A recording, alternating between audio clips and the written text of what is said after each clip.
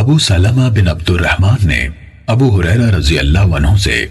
انہوں نے رسول اللہ صلی اللہ علیہ وسلم سے حدیث روایت کی۔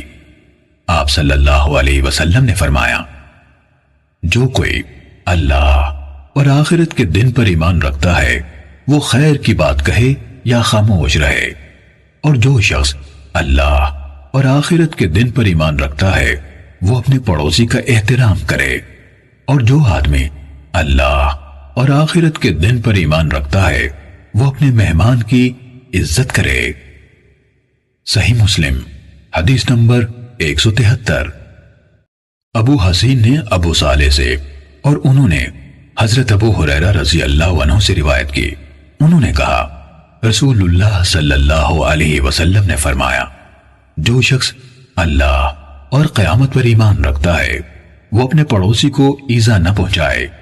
اور جو شخص اللہ اور قیامت پر ایمان رکھتا ہے وہ اپنے مہمان کی تکریم کرے، اور جو شخص اللہ اور قیامت پر یقین رکھتا ہے وہ اچھی بات کرے یا خاموش رہے۔ صحیح مسلم